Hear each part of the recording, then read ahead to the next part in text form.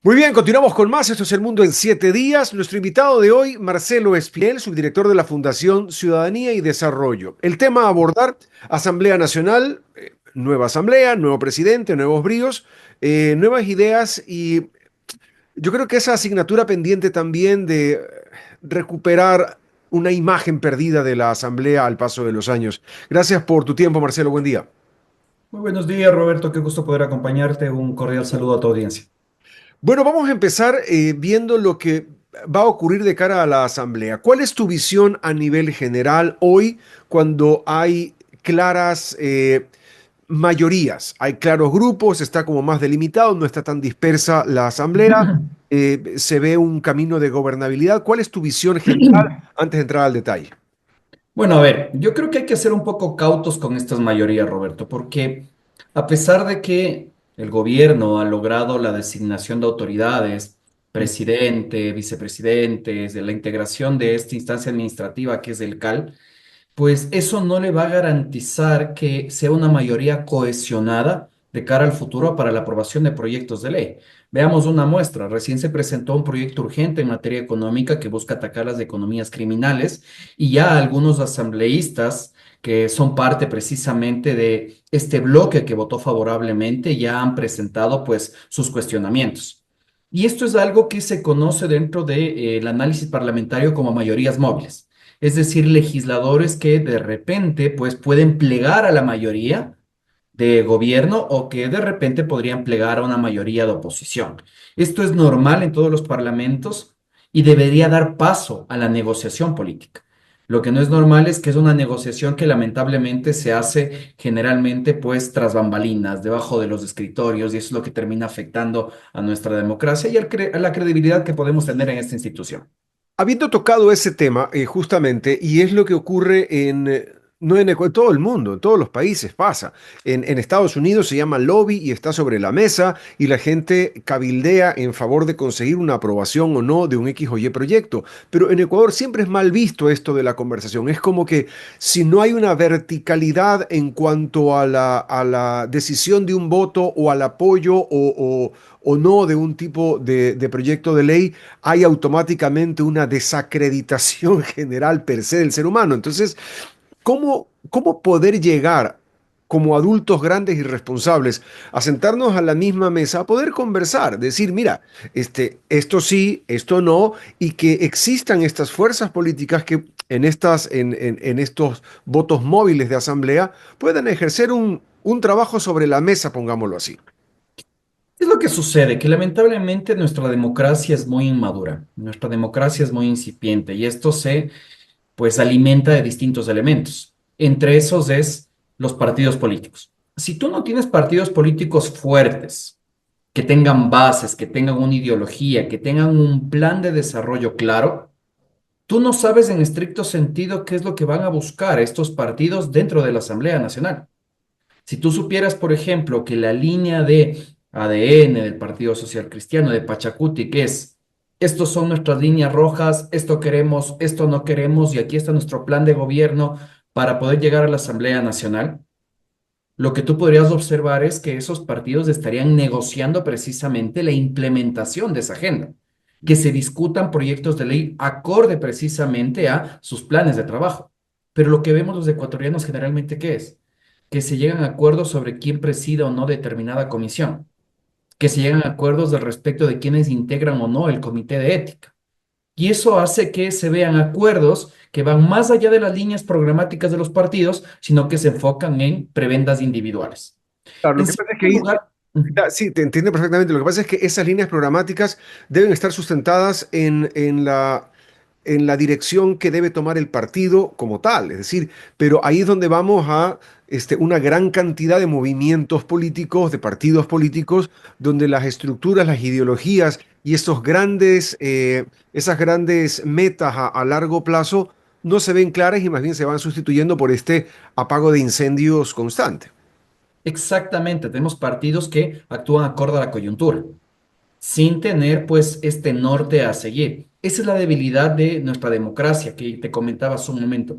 Y en segundo lugar, mencionaste algo que es súper interesante, que es el lobby. Ecuador tiene la obligación constitucional de prevenir los conflictos de intereses, de regular este lobby, porque existe en todo el mundo. Lamentablemente en Ecuador esto no se ha regulado.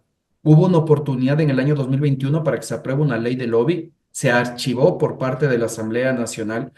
Existe ya un proyecto que también podría ser aprobado en la actual Asamblea Nacional, pero no se conoce si será prioritario o no, porque esto lo que hace es igualar la cancha, hacer mucho más transparentes o hacer transparentes, de hecho, los acuerdos y que sepas qué es lo que busca determinada persona, qué conflicto de interés podría tener y que de esa manera construyamos una política mucho más íntegra. Pero tú sabes que cuando se tienen malas intenciones se prefiere la opacidad y no la transparencia. Ahora, en el otro lado, yendo hacia esta asignatura pendiente que tiene la Asamblea, que ha sido una mochila muy difícil de llevar, que es esta baja aceptación, esta pérdida de credibilidad por parte de la ciudadanía, ¿cómo ves tú a esta nueva Asamblea con nuevos bríos? Amén, amén del proyecto de ley económico urgente que ya ha sido presentado. La política del presidente Nils Olsen de decir, ok, vamos a trabajar estos días, la gente que venga el lunes a trabajar se le paga el lunes. Es decir, un poco igualando los cuadernos, trato yo de leer la cancha desde este lado, es decir, ok, nosotros somos ciudadanos que recibimos un dinero por hacer un trabajo, pero si no trabajamos no debemos recibir el dinero. Un poco esa es la lectura que recibo yo y da un aire de aliento positivo. ¿Cuál es tu perspectiva? A ver, voy a jugar un poco abogado del diablo. ¿De acuerdo? Porque la narrativa se escucha muy bien, es decir, qué bueno que estos asambleístas que siempre hemos dicho que son unos vagos trabajen. Pero hay que tener cuidado con algo. ¿Esto quiere decir que antes no trabajaban? Si antes no trabajaban, ¿qué pasó con las entidades de control? Entiéndase, la Contraloría, ¿no estuvo fiscalizando esto? En primer lugar, eso. En segundo lugar, hay un tema que también es un poco procedimental. La Asamblea Nacional hasta el periodo legislativo anterior se reunía los martes y los jueves en el Pleno, porque depende de que el presidente convoque esas sesiones. Y las comisiones trabajaban los miércoles porque también los presidentes de cada comisión tienen que convocar. Entonces, no es que el presidente Nils Olsen puede decir, los asambleístas estarán presentes en la Asamblea Nacional de 8 de la mañana a 5 de la tarde, de lunes a viernes. Esa directriz no se puede dar. Lo que puede hacer el presidente Olsen, y hay que verlo sobre la práctica, es que convoque a sesiones. Es decir, que el lunes convoque, que el martes convoque, que el miércoles convoque, que hayan temas que discutir, pero que sobre todo resuelvan, Roberto. Porque si el día de mañana, en el orden del día de la sesión del día miércoles, se quiere declarar nuevamente al mazapán como patrimonio de la historia del Ecuador, pues no nos va a servir de nada a los ecuatorianos. Y lo propio pasa con las comisiones. Las comisiones trabajarán si es que los presidentes convocan a sesiones y colocan puntos relevantes en el orden del día. Si es que se logra hacer esto, en buena hora. Ahora, dentro de este plan de ejecución que se ve que está trabajando esta nueva asamblea, hablas tú de estas mayorías móviles que se van a ir estructurando y conformando al paso del tiempo por un tema de decantación natural, por un tema de desgaste, por un tema de X o Y circunstancias que van ocurriendo. Pero tú ves con buenos ojos ahora esta nueva conformación de la Asamblea, mucho más allá de las tendencias políticas, digo, en favor del desarrollo del país, porque no necesariamente hay que satanizar a los unos ni canonizar a los otros, pero en la conformación de hoy se ve, hay luz, se ve un horizonte prometedor en favor de la ciudadanía. Realmente yo no lo veo. Y te lo digo esto en razón de que yo he brindado seguimiento desde Fundación Ciudad y Desarrollo a los periodos legislativos desde el año 2009 a la fecha. Y la integración de la Asamblea Nacional, ya sea con una mayoría absoluta de un partido, como sucedió en el periodo 2013-2017, que el correísmo tenía 105 de 137 asambleístas, o una mayoría de oposición, como sucedió durante el periodo 2021-2023, que dio paso a la muerte cruzada, pues como viste, generaron entorpecimientos en procesos de fiscalización o simplemente se aprobaban leyes sin ningún tipo de debate. Ahí te En quiero hacer ese una... escenario, Sí, sí, sí, continúa. En ese escenario, la actual integración, cuando existe tal nivel de polarización, sin que ningún partido político tenga una mayoría, ni siquiera para aprobar leyes, puede dar paso a posibles casos de corrupción. ¿Y a qué me refiero, Roberto? A que si es que, por ejemplo, ADN tiene 66 votos seguros y necesita 11 votos para aprobar leyes, y no existe un debido diálogo, ¿cómo logras esos votos? En segundo lugar, si es que tú, por ejemplo, te das cuenta que el Ejecutivo está cometiendo casos de corrupción, que está incumpliendo funciones y quieres enjuiciar a un ministro, necesitas 101 votos y eso es virtualmente imposible. Entonces, date cuenta cómo, si es que no existe madurez por parte de los partidos políticos y transparencia, incluso en un escenario como esto, puede dar paso a qué? A que no se aprueben leyes o que no se fiscalice. Entonces, también puede ser riesgoso. Y ahora estamos hablando de 151 asambleístas, es decir, ha crecido el grupo de asambleístas en favor de atender las necesidades y tener la representatividad de cada una de las provincias del país, pero eh, al final del día queda un poco en puntos suspensivos el que pueda ocurrir en favor de llevar la ayuda a quienes han votado por ti para que los representes. Que ese es tu Sin duda función que al final sí. del día, ¿no? Y aquí quisiera yo también topar un tema que es súper relevante, Roberto. Yo creo que hay que enfocarnos en la calidad legislativa. ¿Y a qué me refiero? Durante este periodo tan corto de 18 meses de esta Asamblea de Transición que recién acabó, los asambleístas presentaron más de 570 proyectos de ley. De esos 570 proyectos de ley, apenas 60 entraron en debate y apenas no más de 20 fueron aprobados perdón, no más de 5 fueron aprobados por la Asamblea Nacional.